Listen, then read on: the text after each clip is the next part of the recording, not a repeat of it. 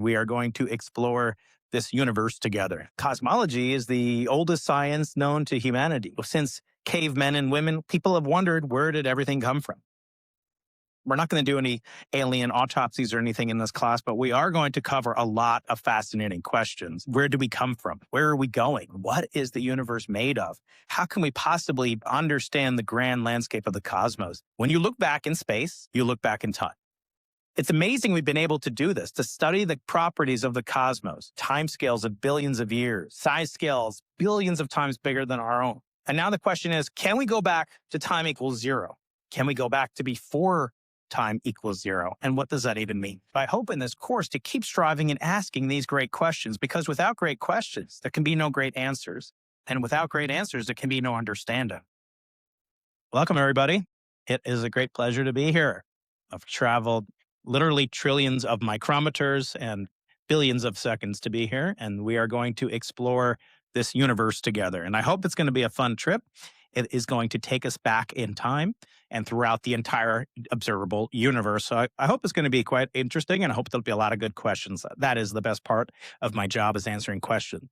So by way of background, I am a cosmologist, not a cosmetologist, despite the look, the hair, and the makeup that they've done here. But there is a similarity between those two words, as you may have noticed. And I often get asked for either tips on hair and makeup or to read the zodiac sign of my guests, neither of which I'll be doing.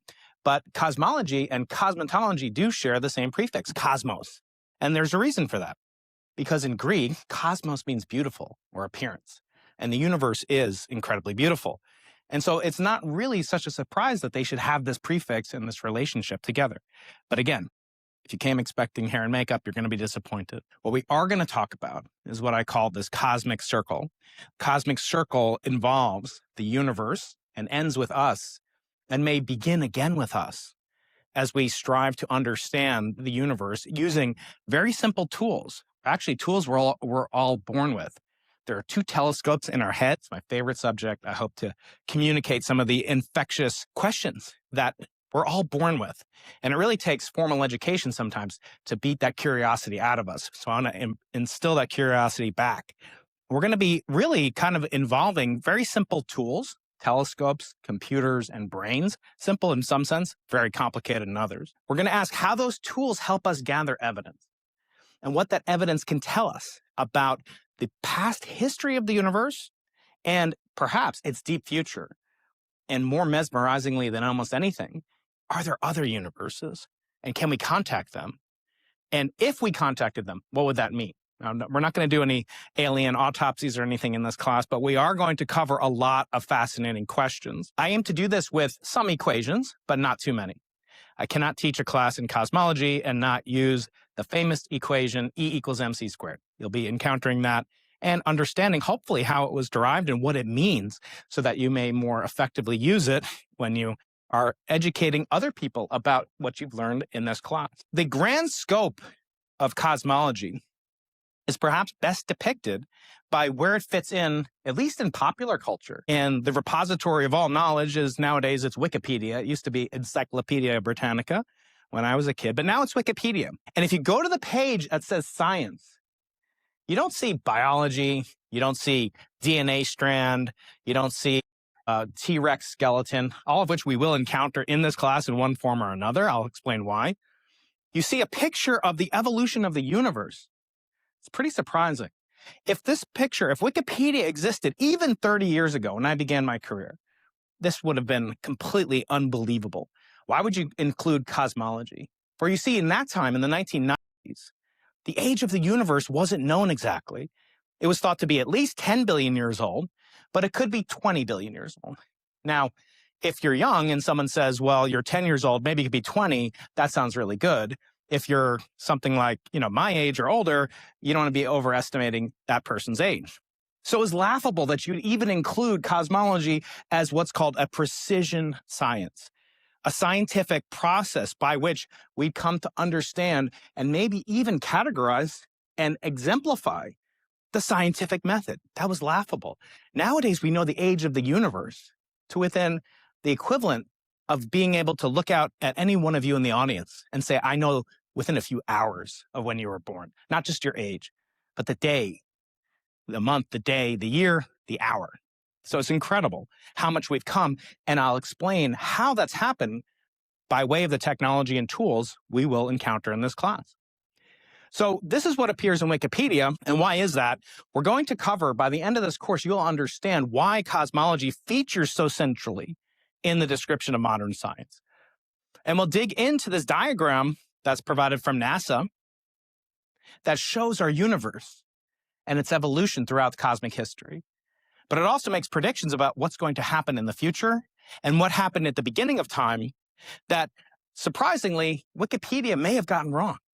We want to understand what are the limitations that led to perhaps the flaws in this diagram. So hopefully we can organize a letter writing campaign and get that changed. But what is cosmology? I already said cosmos means beautiful or appearance, but cosmology is the laws of physics when applied to the universe as a whole. The properties of our universe are determined by the laws of physics.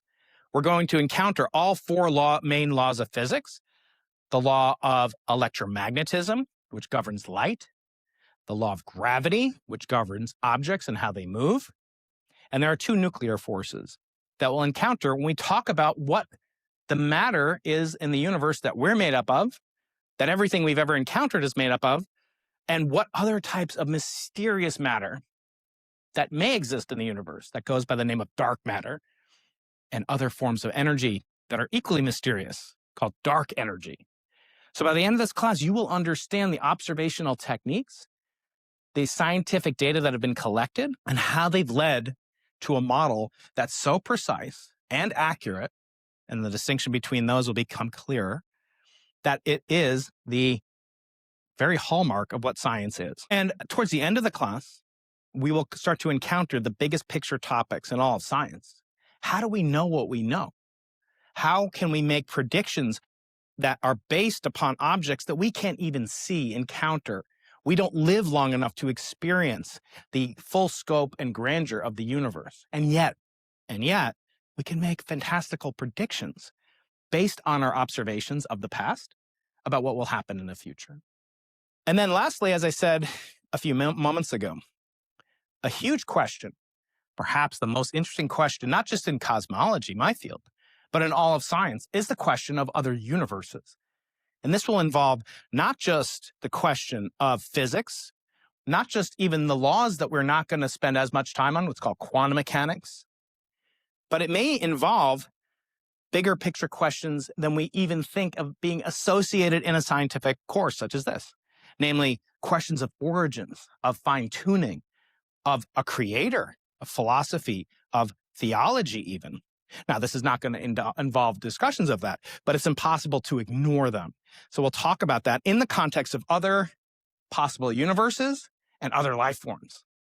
So I always say, if you could only choose one class, and I'm a pretty biased person in this regard, but if you could only choose one class to study in all of your higher education, it would be cosmology. That is the question we are going to chase across this entire series.